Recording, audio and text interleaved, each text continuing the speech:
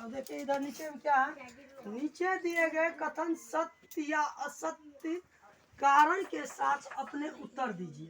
क्या है, नीचे दिए गए कथन सत्य है या असत्य है। कहता है ये 3 तो इसमें सवाल है।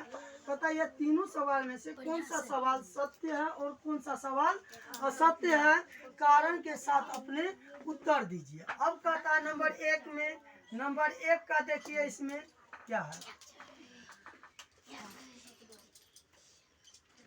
नंबर 1 में प्रत्येक प्राकृतिक संख्या एक पूर्ण संख्या होती है। तो अब बताइए प्रत्येक प्राकृतिक संख्या एक पूर्ण संख्या होती है। अब देखिए प्राकृतिक संख्या जानते हैं आप किसको कहते हैं, किसको कहते हैं, कोई बोलिए।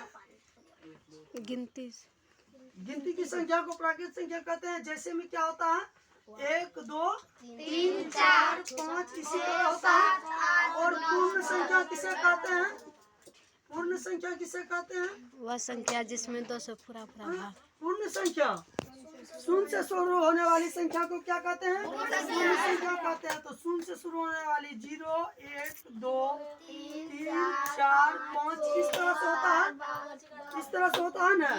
तो अब देखिए कहता है प्रत्येक प्राकृतिक संख्या एक पूर्ण संख्या होती है। ये प्राकृतिक संख्या है, ये संख्या हो सकता है ना, ये संख्या हो सकता है ना। ये संख्या पूर्ण संख्या प्राकृतिक संख्या नहीं हो सकता है। क्यों नहीं हो सकता है कि क्योंकि इसमें 0 लगा हुआ है। इसमें क्या लगा हुआ है, 0 लगा हुआ है। लेकिन इसमें प्राकृतिक संख्या में तो 0 नहीं लगा हुआ है। लेकिन प्राकृतिक संख्या 1 से शुरू होता है, ये 0 से शुरू होता है। तो ये संख्या इसके अंदर आ सकता है, आ सकता है ना। प्राकृतिक संख्या पूर्ण संख्या के अंदर आ सकता है ना। लेकिन पूर्ण संख्या प्राकृतिक संख्या के अंदर नहीं आ सकता है। पूर्ण संख्या प्राकृतिक संख्या के अंदर नहीं आ सकता। तो कहता है प्रत्येक प्राकृतिक संख्या एक पूर्ण संख्या होती है। तो इसका क्या लिखेंगे, सत्य है। क्या लिखेंगे, सत्य है। सत्य है। क्यों सत्य है कि प्रत्येक प्राकृतिक संख्या पूर्ण संख्या होती है। प्रत्येक प्राकृतिक संख्या ये संख्या जो है ये पूर्ण संख्या होती है। इसलिए प्रत्येक प्राकृतिक संख्या पूर्ण संख्या होती है। इसलिए यह क्या है, सत्य है। इसलिए ये सत्य है। क्योंकि यहाँ पे लिखेंगे क्योंकि सत्य है, लिख दिए ना। अब यहाँ पर लिखिए क्योंकि प्रत्येक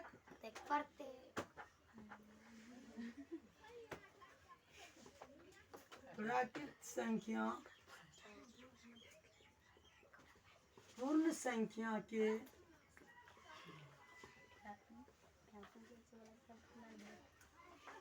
प्रत्येक प्राकृतिक संख्या पूर्ण संख्या के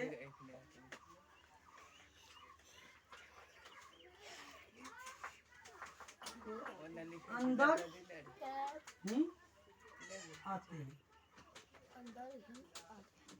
प्रत्येक प्राकृतिक संख्या क्या पूर्ण संख्या के अंदर में है कि जितना भी संख्या वो सारा संख्या क्या है इसके अंदर है। तो इसलिए यह क्या है, सत्य है। और नंबर 2 का देखिए, नंबर 2 में है प्रत्येक पूर्णांक एक पूर्ण संख्या होती है। अब कहता प्रत्येक पूर्णांक जो है वो पूर्ण संख्या होती है। तो देखिए पूर्णांक जो है, पूर्णांक ऋणात्मक में भी होता है। पूर्णांक किस में होता है, ऋणात्मक। पूर्णांक किस, देखिए पूर्णांक क्या है, जैसे कि इसमें लिखेंगे -7 -6 माइनस, इसमें यहाँ पे देख लीजिए जैसे कि इसमें लिखेंगे -5 -4 -3 -2 -1, उसके बाद 0 1 2 3 4 5। ये क्या है, ये कौन सा संख्या है, पूर्णांक है। ये क्या है, पूर्णांक है। तो कहता प्रत्येक पूर्णांक एक पूर्ण संख्या होती है। तो पूर्ण संख्या में तो 0 से शुरू होता है, 0 से शुरू होता है ना।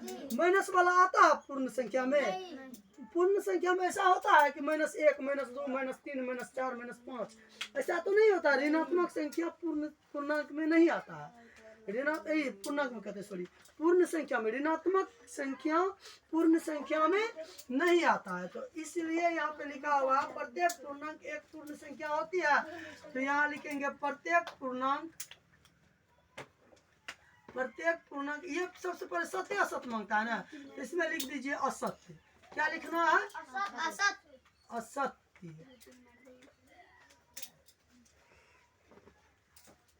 असत्य। प्रत्येक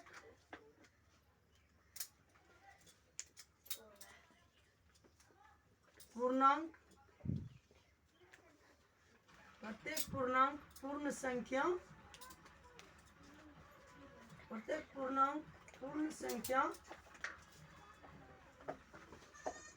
नहीं होती है क्योंकि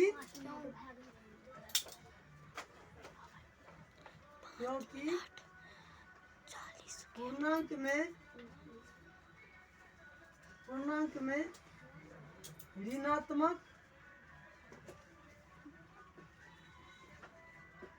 ऋणात्मक संख्या सर जी हाथ हिलबै छै भी आता है। ठीक है, अब देखिए इसका नंबर तीसरा क्या है। प्रत्येक परिमेय संख्या एक पूर्ण संख्या होती है। अब इसमें कहता है प्रत्येक परिमेय संख्या जो है वो पूर्ण संख्या होती है, तो इसका लिखेंगे असत्य है। क्या लिखेंगे? असत्य है। प्रत्येक परिमेय संख्या प्रत्येक परिमेय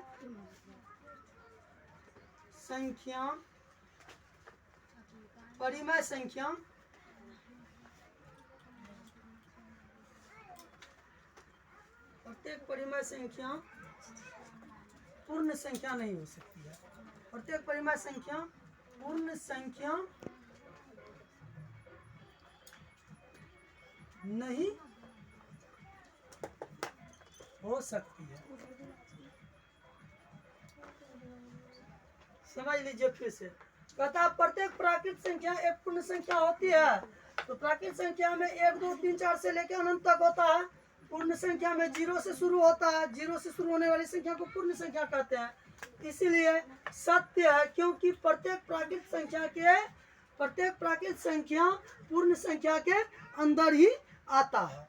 ठीक है ना। अब दूसरा है यहाँ पे कि प्रत्येक पूर्णांक एक पूर्ण संख्या होती है। तो पूर्णांक में देखिए माइनस प्लस दोनों आता है, ऋणात्मक संख्या और धनात्मक संख्या दोनों आता है। तो इसीलिए लिखेंगे असत्य है, प्रत्येक पूर्णांक पूर्ण संख्या नहीं हो सकती है, क्योंकि पूर्णांक में ऋणात्मक संख्या भी आता है। अब नंबर तीसरा है कि प्रत्येक परिमेय संख्या एक पूर्ण संख्या होती है। तो सॉल्यूशन में है असत्य है, प्रत्येक परिमेय संख्या पूर्ण संख्या नहीं हो सकती है। ठीक है ना, यही इसका आंसर हो गया। Thank you.